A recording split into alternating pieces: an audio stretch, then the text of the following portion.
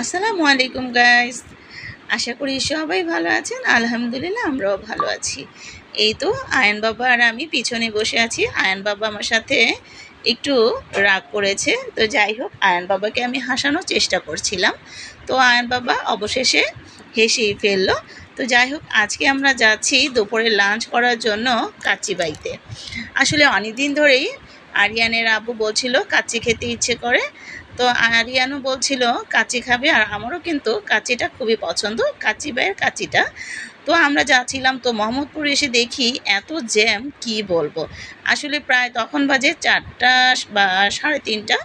তো যাই হোক, পেটে তো খুবই ক্ষুধা লেগেছে। তো সকাল টাইমেই আরিয়ানের আব্বু বলেছে আজকে দুপুরে লাঞ্চ করবে। তো যেহেতু নাস্তা আমরা দেরি করে করেছি, তো ভাবলাম আমরা আজকে দেরিতেই খেতে যাব। তো যখন 3টা 3:30 বেজে গেছে, তখন কিন্তু মানে খুবই ক্ষুধা লেগেছিল। তো যাই হোক, গাড়ির মধ্যে বসে আমার আয়ন বাবা দেখেন কি দুষ্টামি করে। আসলে কোথাও মানে যেতে চাইলে আমরা যখন বের হই বাসা থেকে, দেখা যায় গাড়ির মধ্যে আয়ান এদিক সেদিক পুরো গাড়ি সে ঘুরে। তো যাই হোক, বাচ্চাদের আর কি যে কাজ।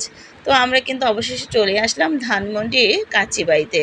আসলে এখানকার কাচ্চিবাইয়ের কাচ্চি খুবই টেস্ট হয়, আর আমার কাছে খুবই ভালো লাগে। তো কাচ্চিবাই কিন্তু অনেক ব্রাঞ্চ আছে। তো যাই হোক, আমরা কিন্তু বিশেষ করে ধানমন্ডিটাই আসি। তো আমরা এখন চলে এসেছি ধানমন্ডিতে। তা আসলে এসে দেখি এতটা ভিড়, প্রায় 4টা মতো বাজে তখন।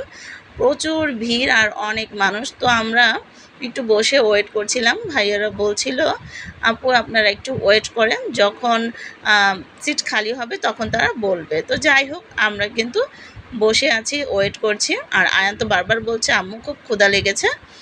তো এই তো এখানে কাচিবাড়িটা কিন্তু লোগোটা খুবই সুন্দর। তো আমরা অবশেষে সিট পেয়ে গেলাম, এখন আমরা খাবো। তো আমাদের এখানে কিন্তু প্লেট দিয়ে রেখেছে, তবে বলছে এখনও খাবার নাকি হয় নাই, প্রায় 5 মিনিট আমাদের অপেক্ষা করতে হবে, 5-10 মিনিট। তো ওইখানে আমরা ওয়েট করছিলাম প্রায় 10-15 মিনিট হবে। তো এখানে আবার বসে আছিলাম 15 মিনিটের মতো, খুবই ক্ষুধা লেগেছিল। তো এই তো অবশেষে কাচ্চি এসে পড়েছে আমাদের। তো কাচ্চির আলুটা কিন্তু খুবই টেস্ট হয়, আমার কাছে খুবই ভালো লাগে। আরিয়ান তেমন খায় না, আয়ানও খায় না, আরিয়ানের আব্বু আর আমিই খাই। তো যাই হোক, আমরা এখানে কাচ্চি অর্ডার করে দিয়েছিলাম, আর দিয়েছিলাম টিকা শাহি কাবাব যেটা বলে সেটা। আর এখানে করেছিলাম, তারপর আমরা আরও 3টা বাদামের শরবতও অর্ডার করে দিয়েছিলাম। তো যাই হোক, আরিয়ানের আব্বু আমাদের সবাইকে বেড়ে বেড়ে দিচ্ছিল খাওয়ার জন্য। তো যাই হোক, আয়ান তো বসে